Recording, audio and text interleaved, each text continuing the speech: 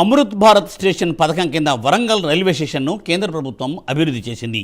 ఈ నెల 22న ప్రధానమంత్రి నరేంద్ర మోదీ వర్చువల్ విధానంలో పునఃప్రారంభించనున్నారు. దీన్ని ఈ నేపథ్యంలో స్టేషన్కు తుది మెరుగులు దిద్దుతున్నారు. స్టేషన్ ముందు రంగురంగుల విద్యుత్ వెలుగులు, కాకతీయ శిల్పకళా తోరణం తదితర అభివృద్ధి పనులు విశేషంగా ఆకట్టుకుంటున్నాయి.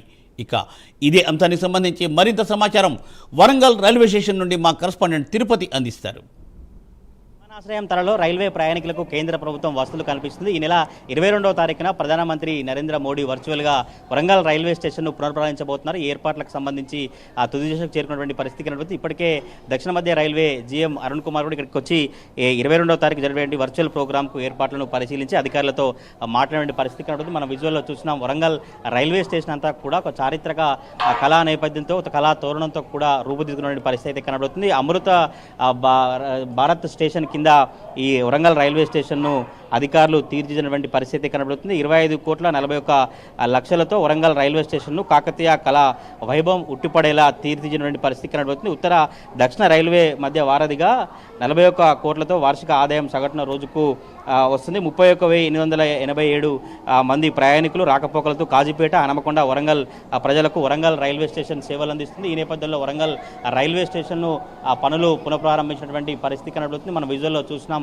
వరంగల్ రైల్వే స్టేషన్ అంతా కూడా కొత్త హంగులతో మొత్తం కూడా రూపుదిద్దుకున్న పరిస్థితి అయితే కనబడుతుంది. ఇటు ఆ కళాతోరణం కావచ్చు, మిగతా ఆ ఏర్పాట్లకు సంబంధించినటువంటి అన్నీ కూడా కాకతీయ శిల్పకళతో, కళాతోరణంతో అభివృద్ధి పనులు ఆకట్టుకున్నటువంటి పరిస్థితి కనబడుతుంది. మనం ట్రైన్ చూసినాం. ఇక్కడ నుంచే అనేక ప్రాంతాలకు రాకపోకలు కొనసాగుతున్న పరిస్థితి కనబడుతుంది. ఈ అన్ని మెరుగుదిద్దేటువంటి పనులన్నీ కూడా తుది చేరినటువంటి పరిస్థితి కనబడుతుంది. మనం ఇప్పుడు ఎగ్జాక్ట్లీగా వరంగల్ రైల్వే స్టేషన్ ప్రాంగణంలో రైలును కావచ్చు, ప్రయాణికులందరినీ చూసినటువంటి పరిస్థితి కనబడుతుంది. కేంద్ర ప్రభుత్వం నూతన వసతులతో ఈ ఏర్పాట్లను కొనసాగించినటువంటి నేపథ్యంలో వరంగల్ జిల్లా ప్రజలు కావచ్చు, మిగతా బీజేపీ శ్రేణులంతా కూడా ఆనందం వ్యక్తం చేసినటువంటి పరిస్థితి కనబడుతుంది. ఒక విమానాశ్రయం తరహాలో ప్రయాణికులకు వసతులు కనిపిస్తున్నటువంటి పరిస్థితి కనబడుతుంది. వరంగల్ రైల్వే స్టేషన్ అత్యాధునిక హంగులతో తీర్చిదిద్దుకుంటుంది. ఇటు ముఖ ప్రాంగణంలో ఏర్పాటు చేసినటువంటి కాకతీయ కళాతోరణం కావచ్చు, ప్రయాణికులకు స్వాగతం పలికేందుకు ఏనుగు బొమ్మలు ప్రత్యేక ఆకర్షణగా నిలుస్తున్నాయి. 4 ప్లాట్ఫామ్లకు సులువుగా వెళ్లేలా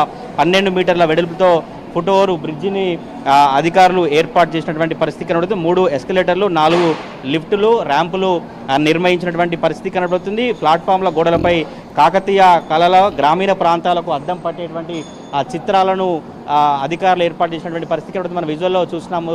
కాకతీయ కావచ్చు, గ్రామీణ ప్రాంతాలలో ఎటువంటి పరిస్థితులు ఉంటాయి, గ్రామీణ ప్రాంతాలకు అద్దం పట్టేటువంటి చిత్రాలను వరంగల్ రైల్వే స్టేషన్ ప్లాట్ఫామ్పై గీసినటువంటి పరిస్థితి కనబడుతుంది. విజువల్లో మనం చూస్తున్నాం.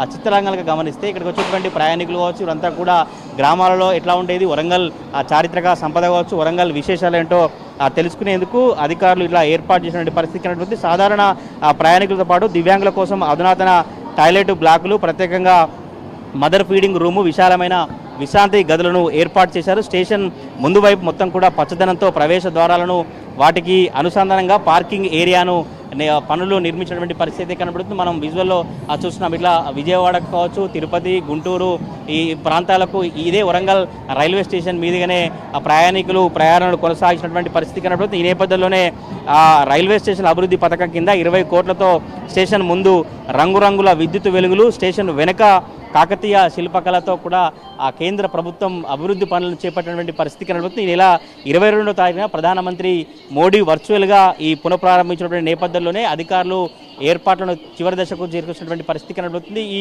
అధికారుల ఏర్పాట్లకు సంబంధించి కూడా కింది స్థాయి అధికారులు ఎప్పటికప్పుడు పర్యవేక్షిస్తూ ఈ నెల 22వ తారీఖున జరగబోయేటువంటి వరంగల్ రైల్వే స్టేషన్ పునఃప్రారంభ పనిలో నిమగ్నమైన పరిస్థితి కనబడుతుంది. మనం విజువల్లో చూసిన ఒక 3 ఎస్కలేటర్లను కావచ్చు, మిగతా ర్యాంపులను, అన్ని ఏర్పాట్లను కొనసాగించినటువంటి పరిస్థితి కనబడుతుంది. ఈ అత్యాధునిక వసతులతో ఇంకా ప్రయాణికులకు మెరుగైన వసతులు కల్పించేందుకు కేంద్ర ప్రభుత్వం ఈ నిర్ణయం తీసుకున్నట్టుగా స్థానిక బీజేపీ నేతలు కావచ్చు, ప్రజలు అభిప్రాయం వ్యక్తం చేసినటువంటి పరిస్థితి అయితే కనబడుతుంది. వరంగల్ రైల్వే స్టేషన్ అయితే ఒక విద్యుత్ కాంతులతో, కళాతోరణాలతో మొత్తం రూపుదిద్దుకున్నటువంటి పరిస్థితి కనబడుతుంది. ఈ నెల 22వ తారీఖున ప్రధానమంత్రి మోడీ వర్చువల్గా వరంగల్ రైల్వే స్టేషన్ను పునఃప్రారంభించినటువంటి నేపథ్యంలోనే ప్రయాణికులు కావచ్చు, వరంగల్ వాసులంతా వచ్చి వరంగల్ రైల్వే స్టేషన్ను ఒక ఆసక్తిగా చూసినటువంటి పరిస్థితి కనబడుతుంది. ఈ నెల 22వ తారీఖున వరంగల్ రైల్వే స్టేషన్ ఒక రూపుదిద్దుకొని కొత్త హంగులతో ప్రయాణికులకు సేవలు అందించబోతా ఉంది.